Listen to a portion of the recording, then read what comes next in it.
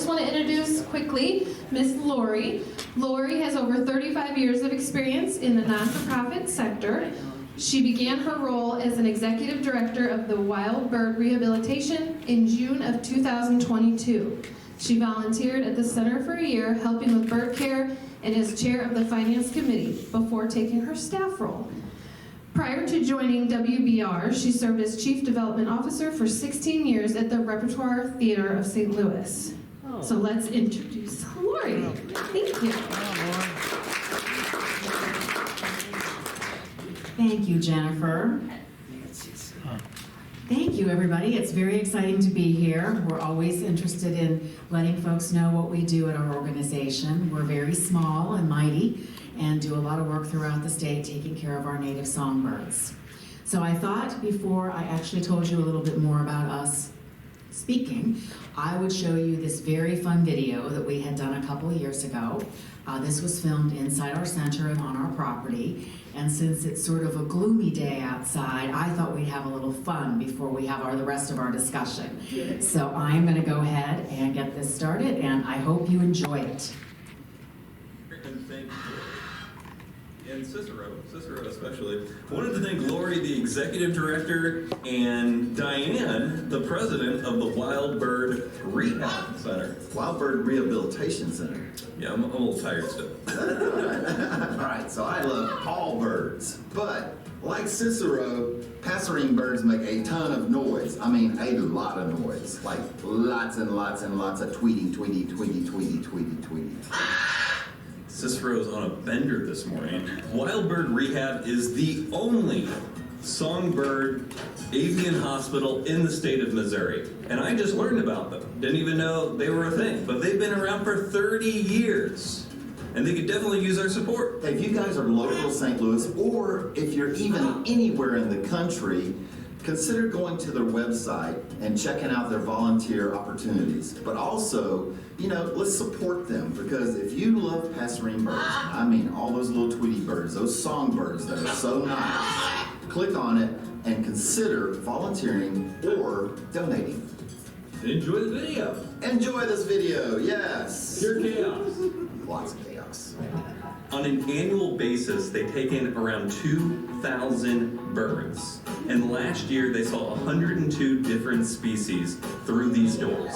Thank you very much. Okay, oh great. I'll be right back. Thank you so much. So this is a new intake, and this is the medical facility back here. We'll get some more video from back here. Oh, we have a red down now. Shut the door. Michael? Huh? Well, we're gonna let her kiss the bird because she knows where it's at. So there's the other those siblings right there. And there's one. Yep, there they are. So what was in the box that we just brought in? Robin, spicy Robin. She was sat down to get from the gentleman. She's on our pickup team. All right, come here. We're gonna hold you guys for a minute. Got some really barehanded catches in the other room too. I tell you what, these guys need to be bare-handed for in. I mean, this is barehanded catching. She's double fisting. Yeah. We used to think that was just a bar term for beer. Yeah, right. So I'm really loving the controlled chaos of all of this. They did an amazing job. Like, to them, they're just ebbing and flowing, dancing with the situation. I'm like trying to stay out of the way. Like, this is uncharacteristic for me to try to stay out of the way. By the way, whenever I volunteer here, I'm definitely investing in airplanes because this is driving me crazy. So this is Darby, and she takes care of the medical intake and takes care of all of the birds that have medical issues. So why don't you just introduce yourself real quick to us and let us know what you do and how you do it and how you came about to be here. Sure. My name is Darby Turner. I'm the director of rehabilitation for Wild Bird Rehab. Right now I'm taking care of some of our injured adult birds. So all of these birds came in with injuries or maybe a cat got them and they need antibiotics. That's a pretty common thing we see. As well as window strikes, hit by car, that's often an issue that we see with the adults. Can Cole slip in real quick and could you show him the hummingbirds? I think that's very interesting. I was telling Lori earlier about hummingbirds that typically we don't get injured hummingbirds. Like people don't call us out for that. People call us out for birds in big spaces, and so typically when we go out to do a bird removal, there's nothing wrong with the bird, and so we just look to make sure it's okay, and then we turn it loose outside because why bother somebody, use up somebody's resources? Are these cardinals? Cowbird and cardinal. The cowbirds normally will lay their eggs frequently in the cardinal nest and house finch nest. So we'll get like a whole family of baby cardinals, and there'll be one cowbird in the mix. And the cardinals have dark fuzz; they look exactly the same. But then the cowbirds have the light fuzz. Diane, how long have you been here again? Almost 25 years. I can tell there's like a surgeon-like precision with your ability to feed those birds. Vicki, this is Cole and Michael. This is Vicki. Hi, how are you? I'm good. We don't mean to be taking up so much space. No, this is very important for us to have the closure. I like how we focus on that. Is there one bird in particular that looks to escape, or is it all? All of them. If it's a bird, it's a certain age, obviously, when they're feathered, and that's when we know to advance them to a different cage, from an incubator to a basket to a cage, when everybody's escaping.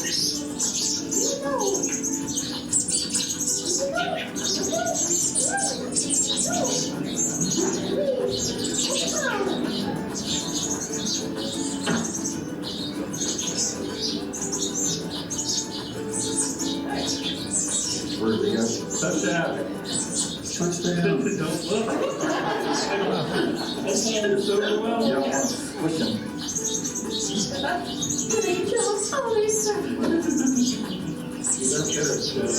Yes, they are. The other one just flew to your fist. You Disney princess?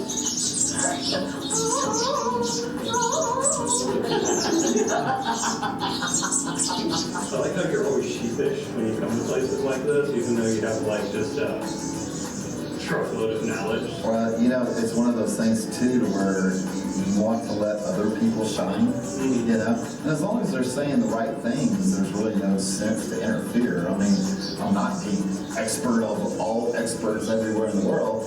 I do like to be quiet and listen to people and let them have their time, and I think that people appreciate that too.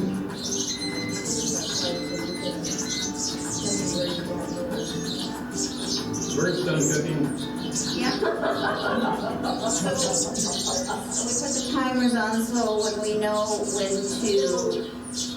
when we need to start feeding again. So these are for the very babies, Yes. the incubators? Yes. Oh, wow. These are baby red belly woodpeckers.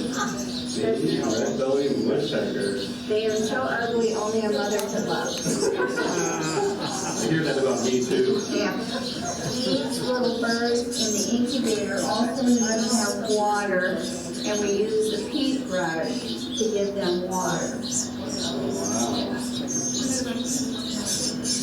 And just paint some happy little trees. Yes, Well, I thought barn owl babies were ugly, but I think those take the cake. they do take the cake. Yeah, So someone just had a pigeon? I guess. Oh, yes.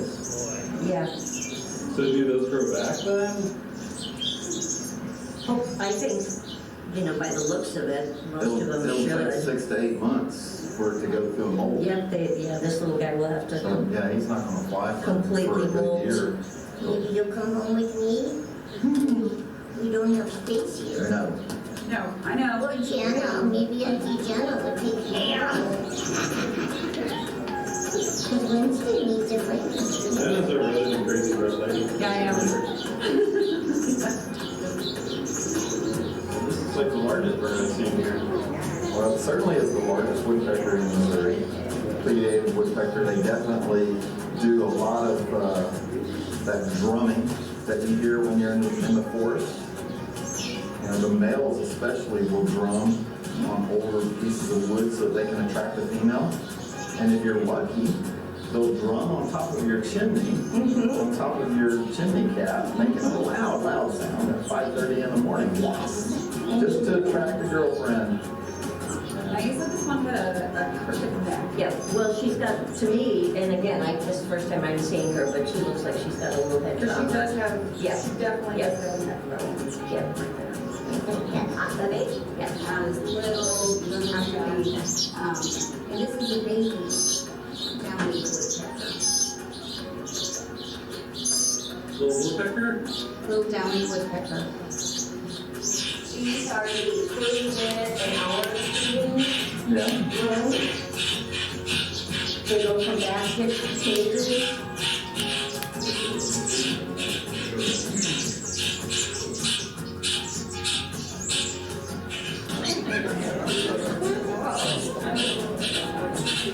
On the scale of intelligence, though, the blue jay is way up there with the crow, and they're both corvids. But very, very intelligent birds, they can learn a lot of behaviors. And so when they get into the human environment, especially the urban environment, they definitely learn how to exploit humans for food. And they're so pretty that nobody is offended by the exploitation.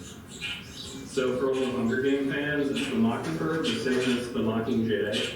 I'm not sure if the mockingjay is a true bird, but they are very similar. They will mock. But I'm not entirely sure if that was made up for the plot. Okay, Jennifer Lawrence here, and after. Yeah, I just missed her, actually. really? She was here earlier, you know? When Cole asked to get footage of birds with the cage door open. Yeah. These are really the only ones that are being. Ooh, barehanded, nice stack. That's one that wasn't. I like these grapples. Professional bird catchers. Meet you guys on our bird of prey calls. But we try to get a shot of the bluebirds, right? So that's as close as you get. Maybe got some action shots. Yeah, that'll be good.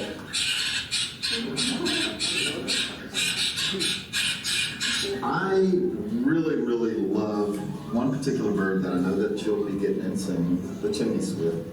And so I wanted to know what would I need to do to become a volunteer up here. Thank you for asking. So essentially, our process is that we have an online application that you fill out to tell us a little bit about yourself. See if I'm crazy. And your interests. No. See if I'm eccentric. Love our birdies. Okay. We get you into an orientation class so that you can learn about what we do and how we do it. And then if you want to feed babies, we have a second class. It's a nursery class that teaches you very specifically how to take care of the baby birds. That is a well laid out plan, super easy to become a volunteer here. If you watch this video and you become a volunteer up here at the Wild Bird Rehabilitation Center, every 10 hours that you volunteer, I'm going to commit to an hour myself. And so, especially during baby chimney swift season, I don't mind getting hot and sweaty out in the aviary and feeding hundreds of baby chimney swifts.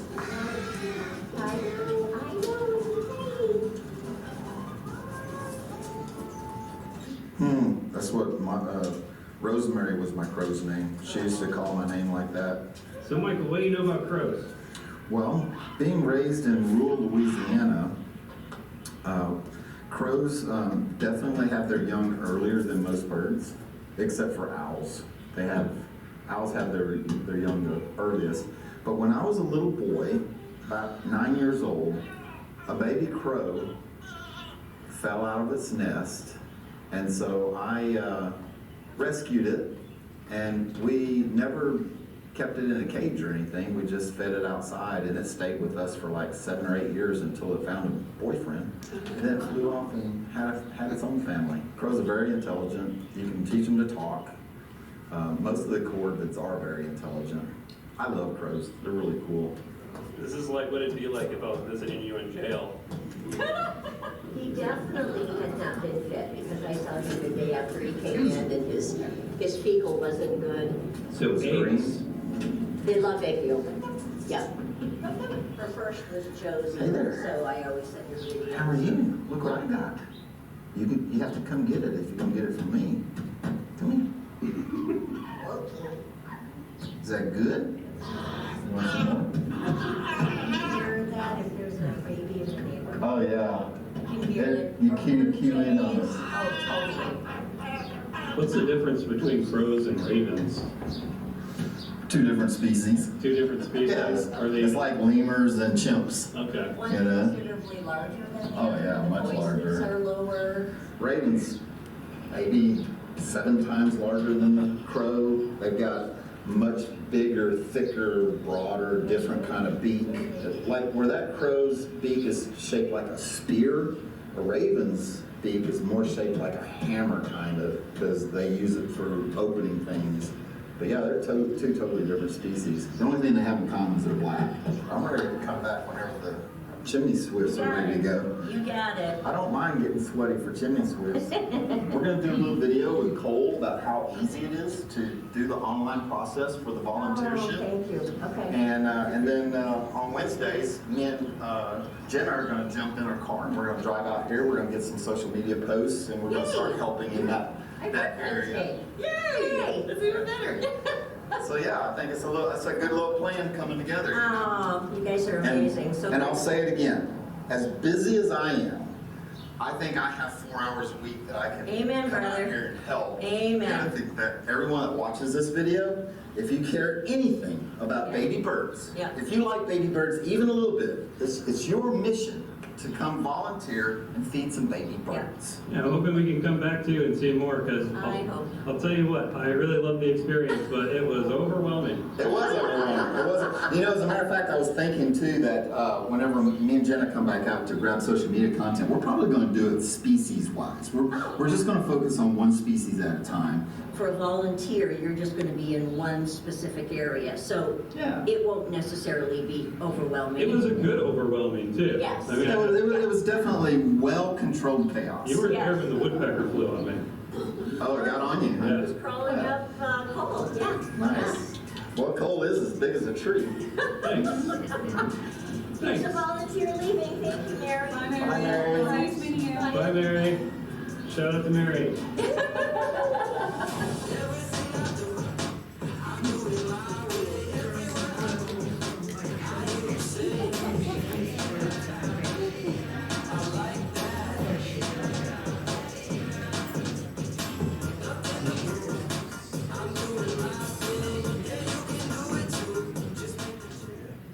Don't try this baking soda hack unless you're ready to turn your little stick into a thick wooden log like the top.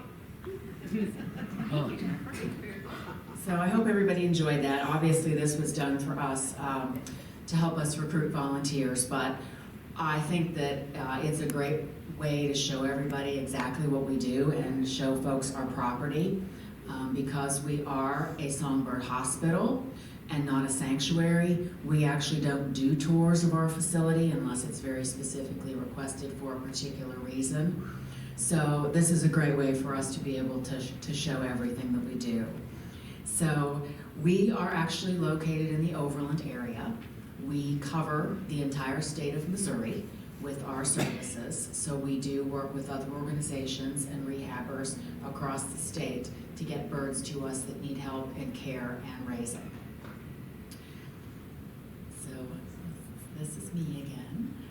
So our mission of our organization is to ensure the survival of native songbirds through professional medical care and education regarding their value and needs. So our motto is first the care, then the air. So the majority of the birds that we actually get in our center are babies that need raising and babies that have been injured.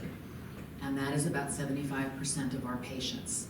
The other 25% of our patients are injured adults, which is primarily what we're seeing now at this time of year. Birds that are injured due to weather, due to window strikes, due to animal attacks outside, and they're being brought to us then to care for and rehabilitate and then hopefully be able to release in the next X amount of weeks or months. The average time for a bird to stay with us is usually about 2 to 3 months, including babies. So these are some of our stats from last year. We admitted almost 2,400 birds. This is 30% more than 2023. We started out right off the bat with cases earlier and more cases than we had seen the previous year. The birds that we admitted primarily were from April 1st to September 30th, and that was about 2,100 of our patients. It's extremely busy time for us.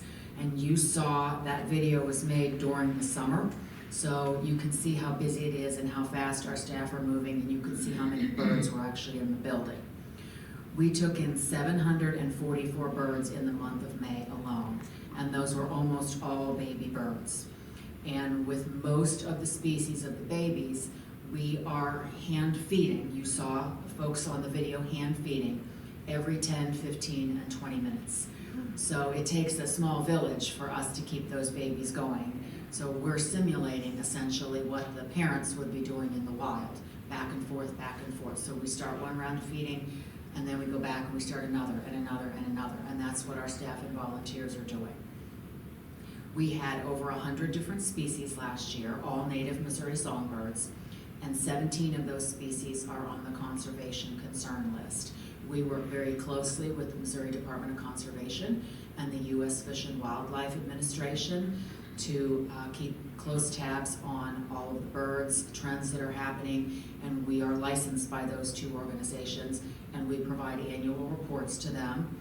And also we have to establish our license with them, Missouri Department of Conservation annually, and U.S. Fish and Wildlife every 5 years. And they do inspect our facility to make sure that we are doing everything that we can to take care of the birds, and we always get an excellent review, which is very important to us. So last year, the top 5 species that we admitted, this is probably not going to be a surprise for those of you who might be bird watchers. So American robins, 495, house finches, 265, mourning doves, 224, and northern cardinals, 177. And the Carolina wrens actually made our list this year. Prior to this, it was the ruby-throated hummingbird. You saw some of those in the small, soft-sided cage in the video.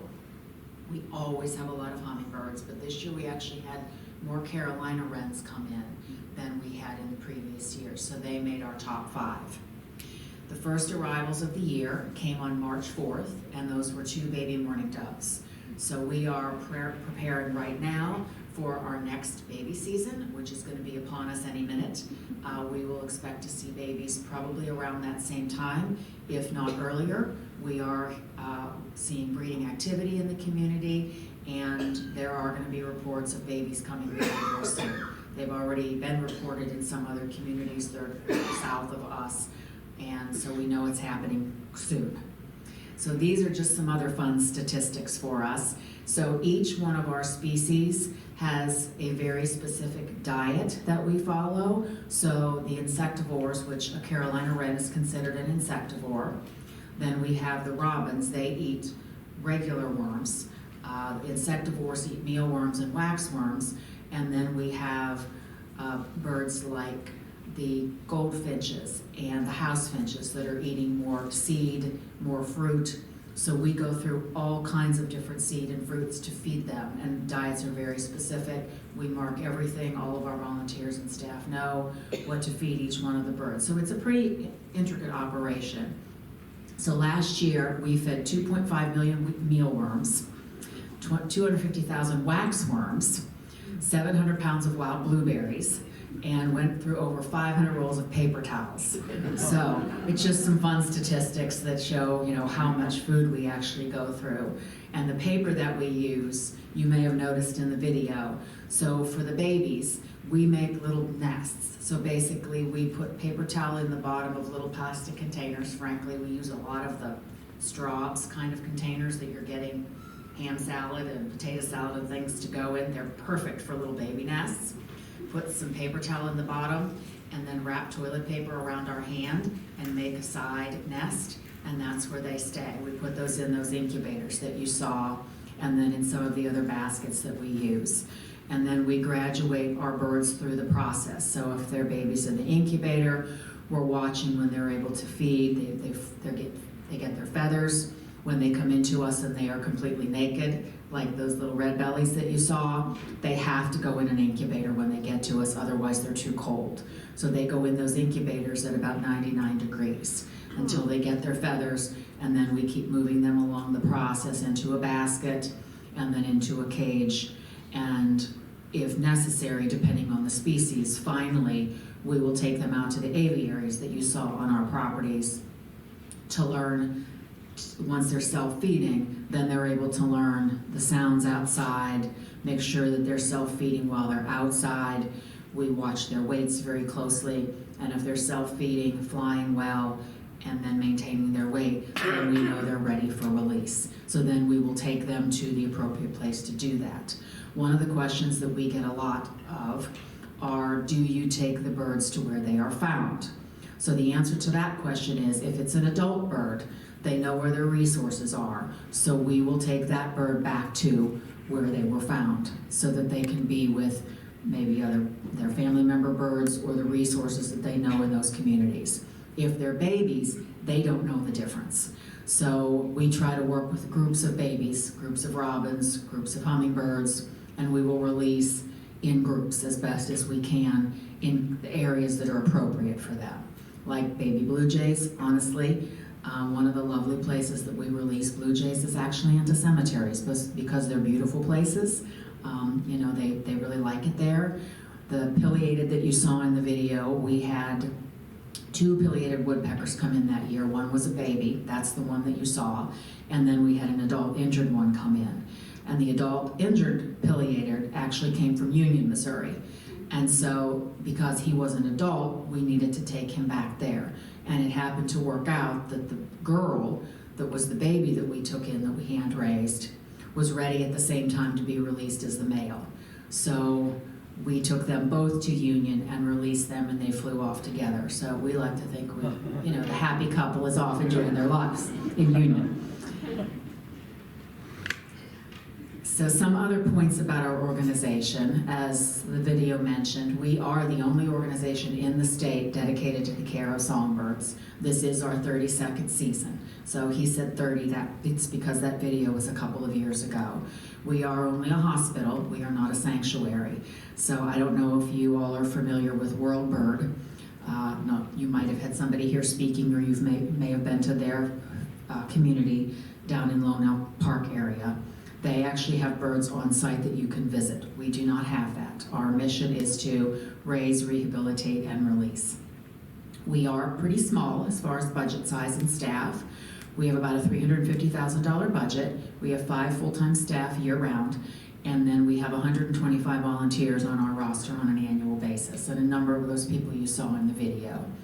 We run shifts during our busy time from 7 a.m. to 8 p.m., and 4-hour shifts is what most of our folks are working. And as I said, they're just moving around, feeding babies, cleaning cages the whole time, so that we take care of those birds and give them what they need.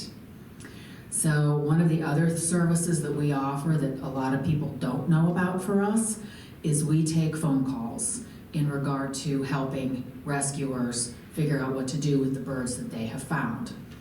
Last year, we took over 10,000 phone calls, and that is an all-volunteer team. We have 13 people last year that were answering phones. Again, 4-hour shifts, same time period, 7 a.m. to 8 p.m.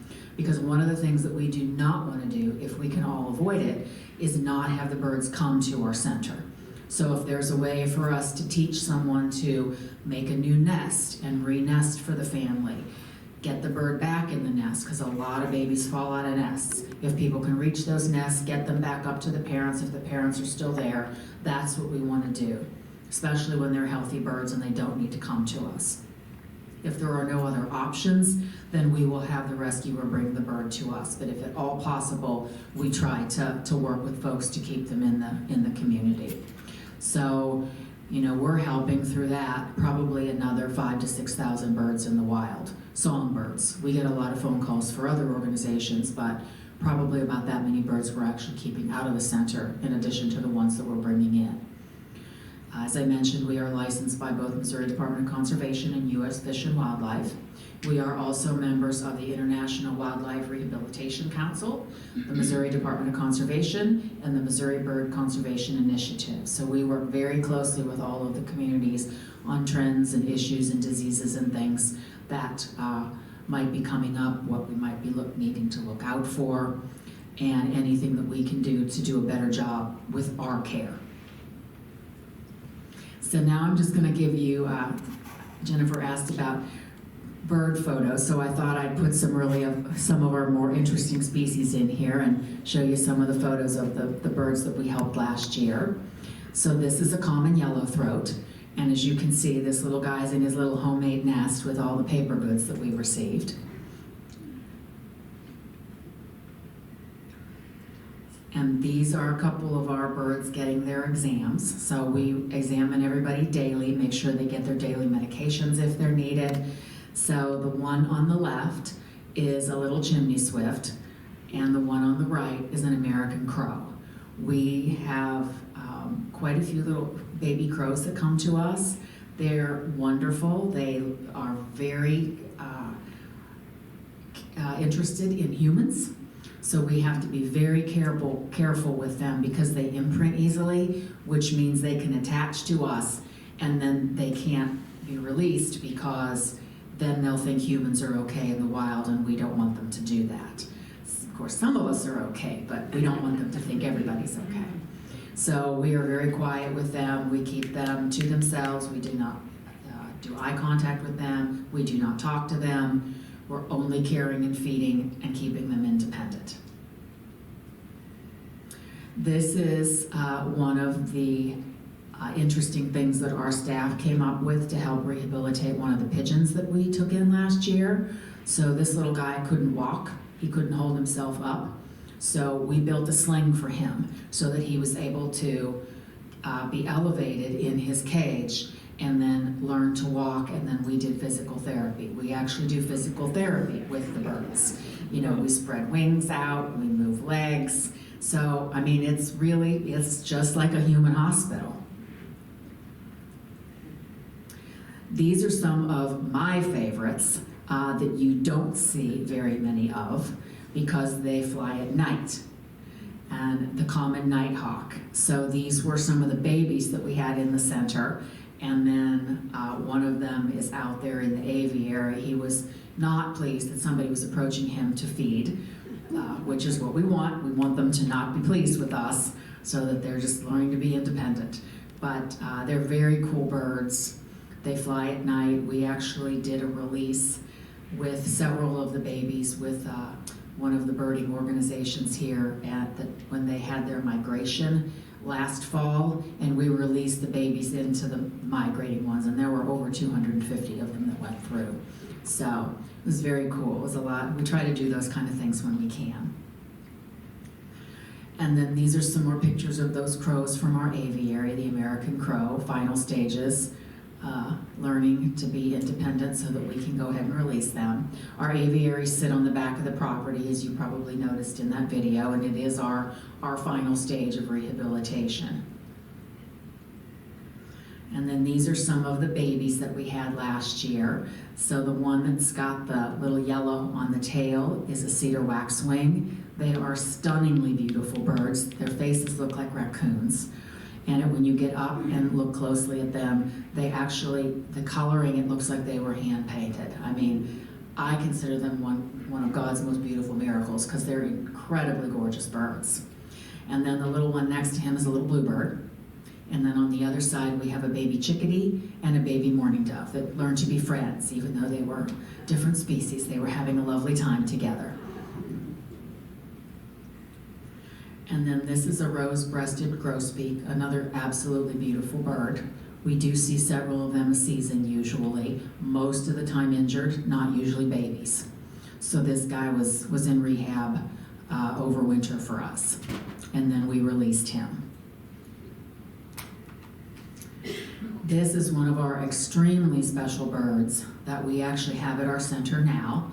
She came to us late last summer, and she is an albino bluebird, which means because of her coloring and her inability to deal with light, she is not able to be released into the wild.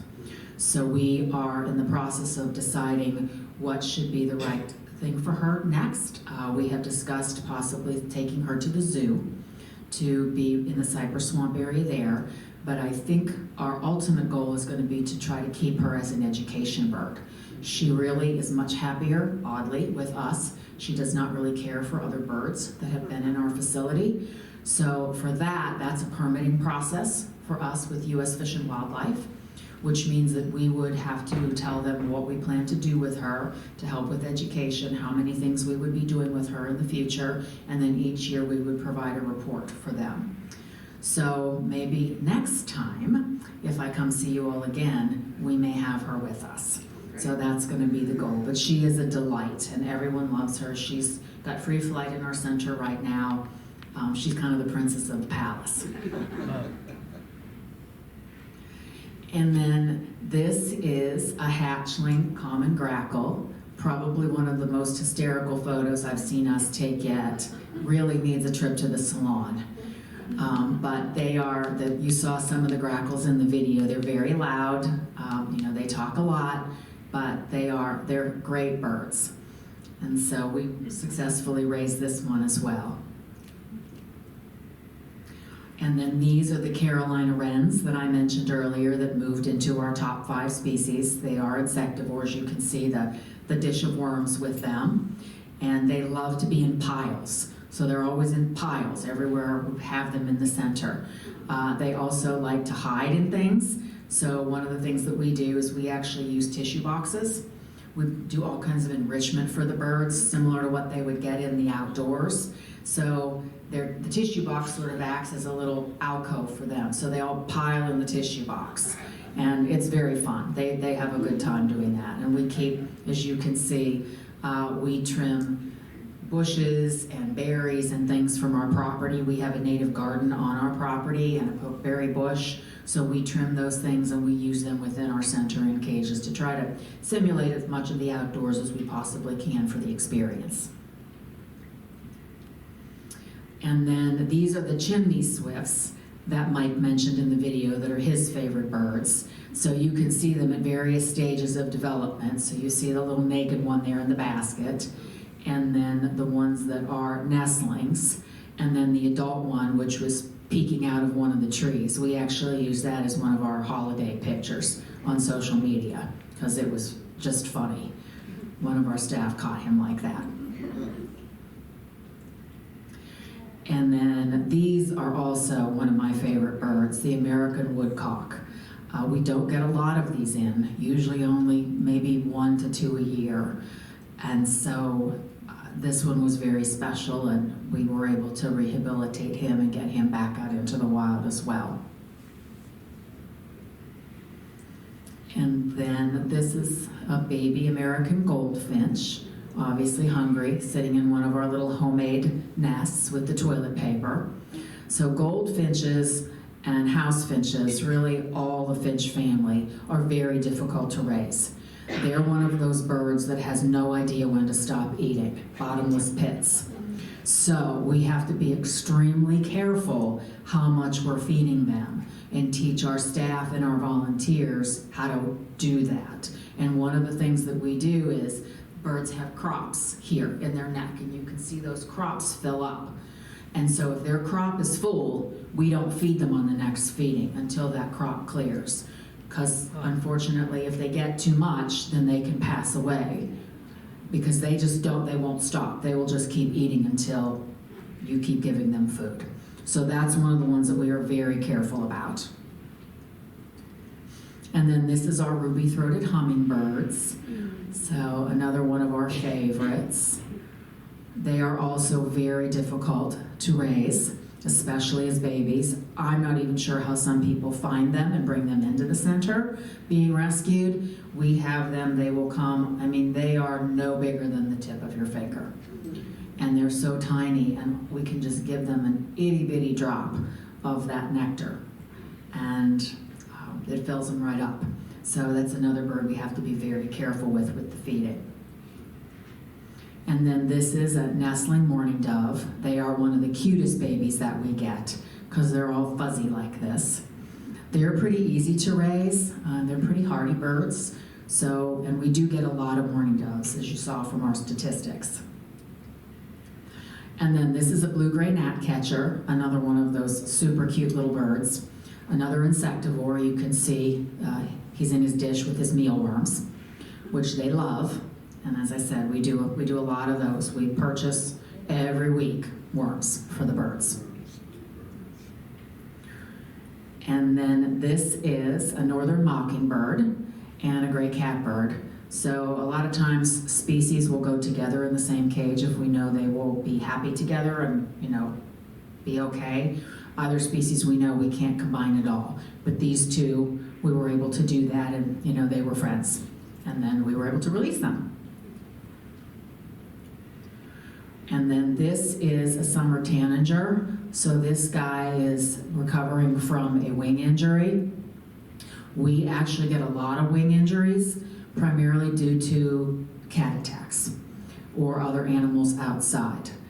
So this is a big one for us that we're rehabilitating birds a lot with wing injuries.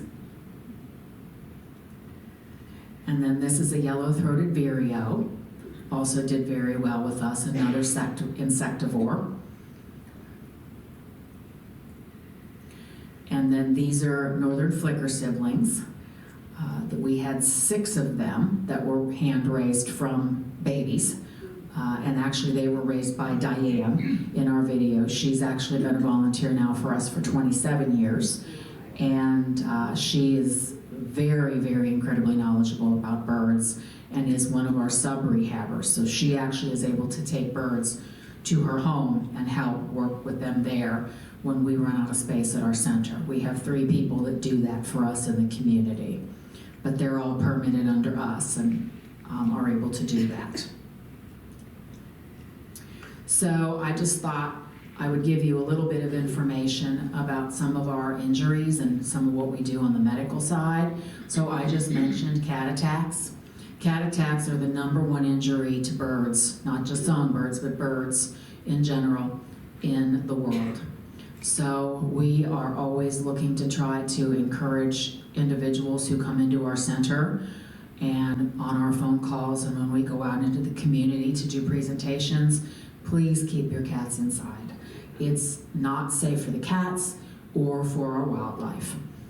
And I know that's a hard conversation to have sometimes with folks, but it's very important to our conservation of our birds. The next top injury we see are window strikes. And we do have a lot of that happening here in the San Luis area because of all the very tall high-rises that are glass. So we are working with the Audubon Society now and their Bird Safe STL to try to help educate and also provide window kits. So one of the things that we can do in order to prevent those window strikes is they make a kit that you can put on the window. It's like a strip that's got some little blocks on it, little black boxes, and it basically breaks that field on the open glass. Other folks can do things as simple as you can put up just Post-it notes or paper, just something to break that field on the glass to stop that. We get a lot of neuro injuries from window collisions. Then as far as our babies that we take in, that would be babies falling from nests and then parents have gone missing, which means they've likely been caught by a predator or something else has happened to them and they're no longer around to raise those babies, which is why we get so many in the center. And then the final one are the migration injuries, which are all different kinds of things, including the window collisions. We get a lot of calls out of the downtown area and out of the Clayton area during migration about getting birds from there. So those are just some things that we like to educate folks about, and it would be wonderful if we could go out of business in that regard with the injury and the hospital part of our business if we would be able to do more education on some of these subjects. And then just a little bit about some of the trends and concerns. So these are things that are hot topics right now. Obviously, avian flu is a very hot topic in the news. So I just thought I would address that a little bit and what we're seeing in our center and what we're hearing. So conjunctivitis is a big issue. It is a big issue with the finch families. So goldfinches, house finches. So almost every house finch that we get at the center has conjunctivitis. So it's treatable. It's not a problem to treat, but it's highly contagious to other birds. So when people call, they see birds, because a lot of folks now have the window bird cameras, so they can actually see very closely what the bird looks like. So we'll get calls, the bird doesn't look right, the eyes look funny, they're crusted over, they're infected. We know that that's conjunctivitis. We have them bring the bird in, and then we tell them to please take their feeders down for about 2 weeks and clean them very thoroughly with a solution of bleach and water, and then put them back up once hopefully that problem has passed. The next one is pox. Again, that's a similar look to conjunctivitis, only there's usually some sort of a bump or a pimple-looking item on the bird's face. So that is also highly contagious and not treatable. So if we get birds in with pox, unfortunately then it's part of our work is to humanely euthanize so that that does not continue to spread. West Nile is another one. We definitely have seen West Nile in the center. It comes primarily through the corvids. Crows are the #1 bird that we've seen with the West Nile infection. And West Nile infection and avian flu infection look very similar for us because they're neurological symptoms. And so we have to really evaluate what we think we're looking at. Either way, it's another situation where the bird is very sick. There's no way to heal from that. So unfortunately, it's another situation where we have to make the decision to humanely euthanize. And as far as the avian flu, we have not seen any avian flu in our center. We have been consistently in touch with the state veterinarian, and at this point, the songbird population is not being affected by avian flu. I know it's in the news, I know it's all over, everybody's talking about it. We get phone calls all the time. Should we take our bird feeders down because of avian flu? At this point, the answer is no. It's perfectly fine to keep them up. The songbirds have not been affected. We're on top of it. If that ever changes, we will certainly be putting information out to the contrary. But for right now, it's okay. And as I said, the birds exhibiting neurological symptoms, so those can be either from window strikes, West Nile, or avian flu. So it's our responsibility, and our staff is very well trained to try to evaluate which one of those things we think it is, because if it's a neurological issue from a window strike or an injury, then we're able to work with that bird and put it through the rehabilitation process in hopes that we can heal it. If it's one of the other two things, then we can't for safety reasons.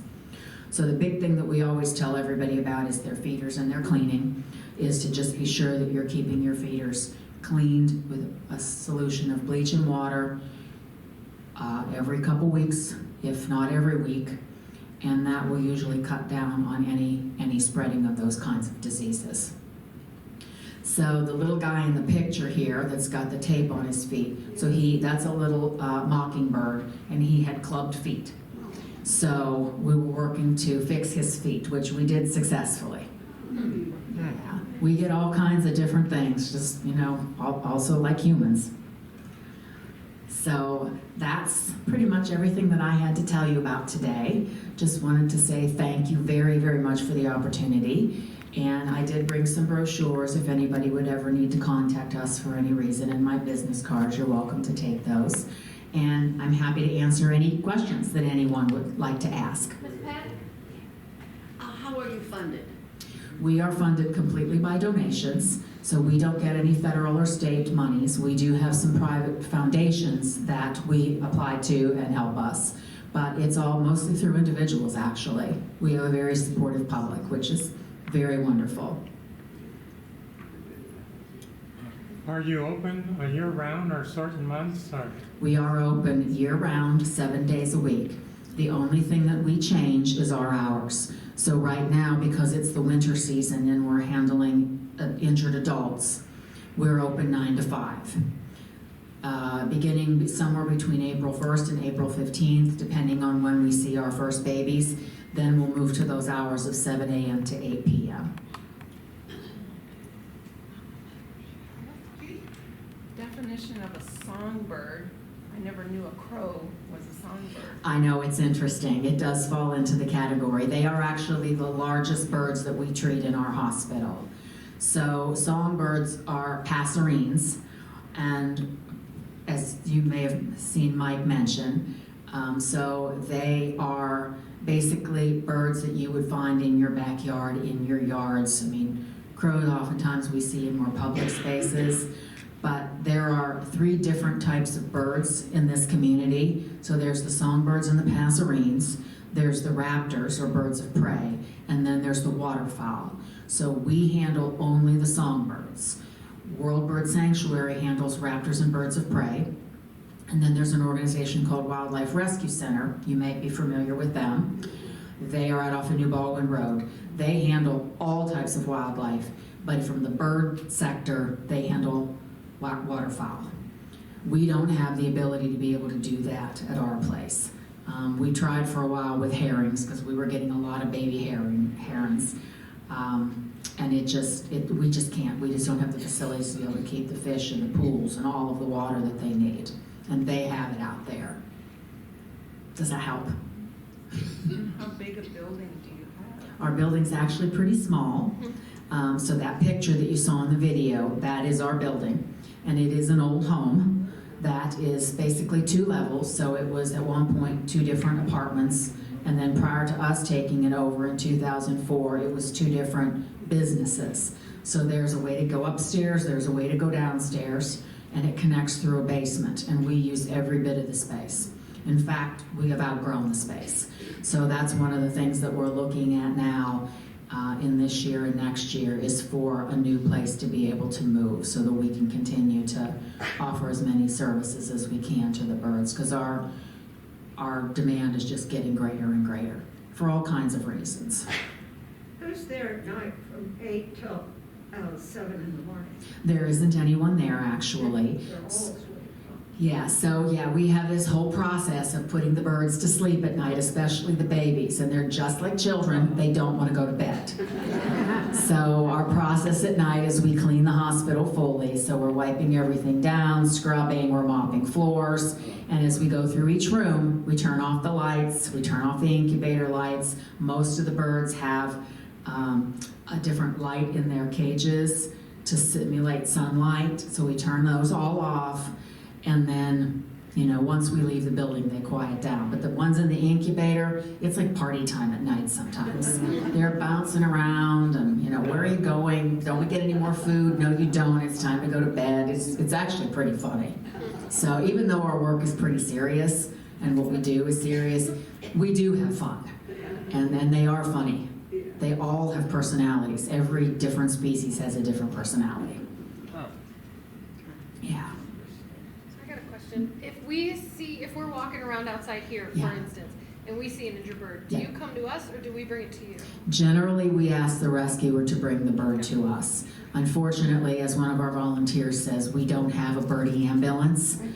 On occasion, if it's a situation where we can help, we would be able to maybe send a staff person or a volunteer. Like for instance, I don't live that far from here, so I can potentially stop on my way in to pick up the bird. So we do those kinds of things, but it's not something we offer on a regular basis. But we're the place to call if you need help, for sure. Anybody else have any questions? Well, I'm wondering, do you have an extra room to bring the birds into to see if they have any of these avian flus or like a quarantine? Yeah. Technically, we do not. If we suspect a bird has an issue, we will keep them out of the room with the other birds.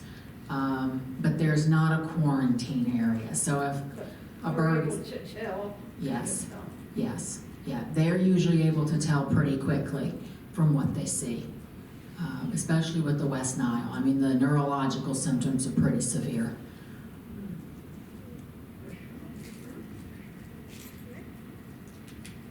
Yes. What is a neurological symptom in a bird? So head tics, That just go on. yes. We had one bird that basically their head would go over and they'd fall down and they'd go around in a circle. Neck, you know, like the neck being off, not able to hold the head up, not being able to walk or fly correctly. Those would all be types of neurological symptoms that we would see. All right. Well, let's say thanks to Lori. Thank you for coming. Thank you. It's great to be here.